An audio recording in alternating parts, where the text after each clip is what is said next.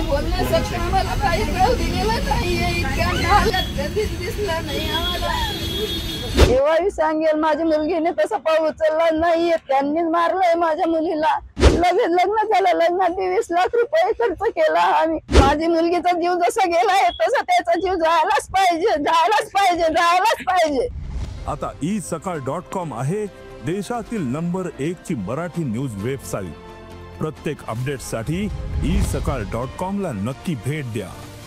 त्यांनीच केलं सर. माझी मुलगी तशी नाहीच आहे. मी आज बी सांगते, नंतर बी सांगेल, केव्हाही सांगेल. माझ्या मुलगीने तसा पाऊल उचलला नाहीये. त्यांनीच मारलंय माझ्या मुलीला.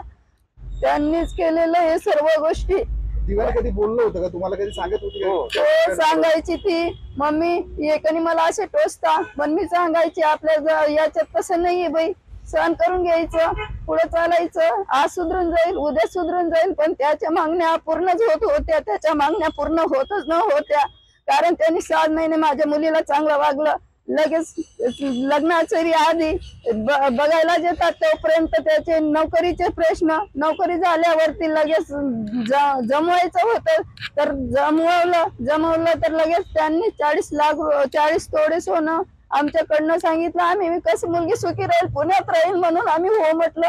लगेच साखरपुडा ठरला. साखरपुड्यात 5 लाख रुपये केले आम्ही.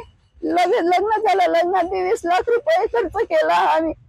एवढं सर्व दिन आणि आजपर्यंत आम्ही देत होतो. आम्ही शेतात काबाड कष्ट करणारे लोक. माझा माणूस एक थांब शेतात पडतो म्हणून तिला ते सहन नाही होत होतं. माझे पप्पा तिथं शेतात काम करताना हे लोक सुरूच ठेवता. तिकडनं मागून कसं देईल मला. आज आता भेटत नव्हतं तर असा छळ झाला तिचा. काय मागणी असेल तुमची आता? पोलीस खात्याला काय मागणी असेल आणि सरकारकडे काय? न्याय ते मिळालाच पाहिजे आमच्या मुलीला. माझी मुलगीचा जीव जसा गेलाय तसा त्याचा जीव जायलाच पाहिजे, जायलाच पाहिजे, जायलाच पाहिजे. सर तिची हत्या केली सर. हर्षल शांताराम सूर्यवंशी तिचा पती होता सर. याने हत्या केली सर त्याची. लग्न झालं सर. त्यानंतर 6 महिन्यानंतर तो तिला टॉर्चर करायला लागला सर. कंटिन्यू पैसे मागत होता. त्याच्यानंतर मला सोनं करून द्या, मी आता फ्लॅट घेतलाय तर फर्निचर करून द्या आणि सगळे असं. आणि ती जॉबला नाही लागली होती सर. तर मग तिला परत टॉर्चर करणं.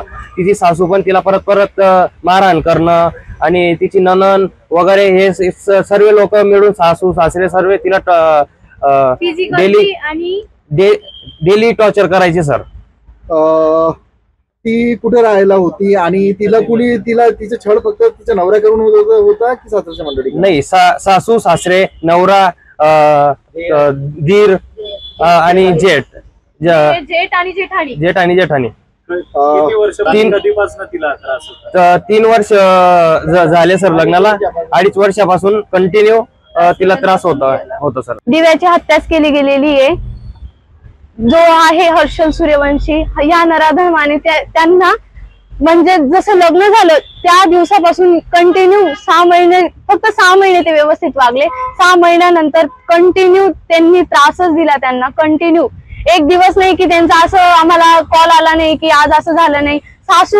सासू पण एवढी छळ करायची म्हणजे मेंटली पण फिजिकली पण. नवऱ्याने सुद्धा फिजिकली सुद्धा पूर्ण त्यांना हे केलं होतं. म्हणजे ते मी लहानपणापासून, म्हणजे मी एक त्यांची वहिनीच नाही तर मी त्यांची मामांची मुलगी पण लागते. मी लहानपणापासून त्यांची एक बेस्ट फ्रेंड होती. ते मला कंटिन्यू कॉल करून सगळं सांगायचे की मला फिजिकली पण असा त्रास होतोय ग.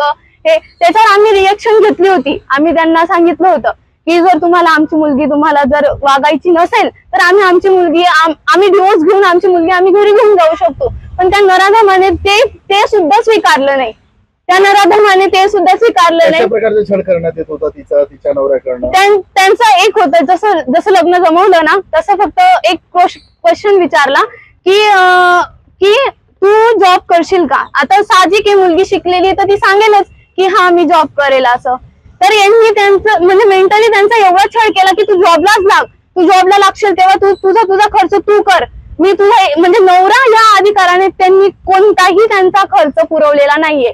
म्हणजे त्यांचं जे पार्लर असो, डॉक्टर, दवाखाना असो, तिथं सुद्धा हा नराधम त्यांच्या सोबत जायचाच नाही. सर्व ते एकटेच करायचे. हे सर्व कॉल काय मागणी आहे, कशा प्रकारची मागणी असायची तुमच्या कुटुंबियाकडे त्याची? आमची म्हणजे आता त्यांनी चालूच फ्लॅट घेतला होता, नवा फ्लॅट. तर मुलीला जॉब नाही, तर परत असंच टोमणं मारायचा, मुलीला जॉब नाहीये, तुला जॉब नाहीये, तू जॉब नाही करत, मग हे घराचं कोण करेल? तुझ्या मम्मी पप्पांना सांग घराचं फर्निचर करून दे, घरात टीव्ही आणून दे, घरात फ्रीज आणून दे.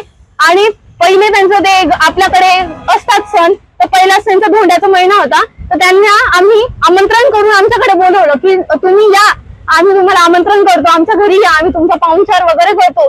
तर त्यांनी अट काय केली, आम्ही बोललो की आमच्याने एवढं तुम्हाला सोनं वगैरे होणार नाही, आम्ही आमच्या प्रतीने 1 तोळ्याची अंगठी करून देऊ. तर ते न स्वीकारता ते बोलले की नाही, मी असं 1 तोळ्याच्या अंगठीवर तुमच्या घरी कुठे येणार नाही. तर त्यांना आम्ही आमच्या मम्मीचे जे टोंगल वगैरे होते ते मोडले आणि त्यांना 2 तोळ्याच्या अंगठी करून त्यांना त्यांचं सर्व पाहुणचार करून, कारण की ते आमच्या मुलीला चांगलं वागतील म्हणून आम्ही त्यांचं सर्व पाहुणचार वगैरे करून त्यांना घरी पाठवलं. तरी पण त्यांची परत आमच्या लग्नाला मागणी काय होती, आमचं लग्न झालं त्यांच्यानंतर, तर आमच्या लग्नाला सर्वजण पत्रिका द्यायला गेले, तर तेव्हा सुद्धा ते बोलले की आम्ही तुमचा मोठा जावई आहे, तुम्ही पत्रिका द्यायला तर आले, पण मग मोठा जावईचं पण असतं, मला आहे ना म्हणे ह्या लग्नात अंगठी नकोय म्हणे, मला या लग्नात कळा करून द्या म्हणे. आम्ही त्यांना कळ्यासाठी, सोन्याचं कळ्यासाठी त्यांना पैसे पाठवले, तर त्या पैशांमध्ये फक्त 10,000 रुपये कमी होते, 10,000 रुपये कमी होते. तर त्यांनी ते पैसे यांच्या अकाउंटवर रिटर्न पाठवले आणि परत आम्ही इथून सर्व पूर्ण पैसे त्यांच्या अकाउंटला पाठवले. आणि तेव्हा त्यांनी ते सोन्याचं कळा केलं आणि तेव्हा ते बोलले की हा आम्ही लग्नाला येऊ शकतो, आम्ही लग्नाला येतो. म्हणजे तिच्या शरीरावर नेमकं कशा प्रकारचे व्रण वगैरे आहेत का काही? हो, आता आम्ही जसं आम्ही बॉडी बघायला गेलो ना, जसं आलो तसे बॉडी बघायला गेलो ना, तर इथं पूर्ण रक्ताचं लागलेलं आहे, इथं पूर्ण मारलेलं आहे त्यांनी. आणि जे बॉडीचे हात आहेत ना, या हातांवर पण पूर्ण चट्टे पडलेले आहेत त्यांच्या हातांना पण, आणि कमरेला पण इथं चट्टे पडलेले आहेत त्यांना. आम्ही आमच्या डोळ्यांनी प्रत्यक्ष बघून आलो. आमची कागदाचा तुकडा तिथं पडलेला होता. हे नराधम जर चुकलेले न होते तर हे तिथं का नाही थांबले, हे तिथं डेड बॉडी फेकून आले आणि हे सर्वेच्या सर्वे फोडून आले, एक सुद्धा तिथं थांबला नाही. महाराष्ट्रातील सर्व बातम्यांचे विश्वासार्ह व्यासपीठ, सकाळच्या सर्व सोशल मीडिया प्लॅटफॉर्मला लाईक, फॉलो आणि सबस्क्राईब करा. तसंच सर्व नोटिफिकेशनसाठी बेल आयकॉन प्रेस करायला विसरू नका.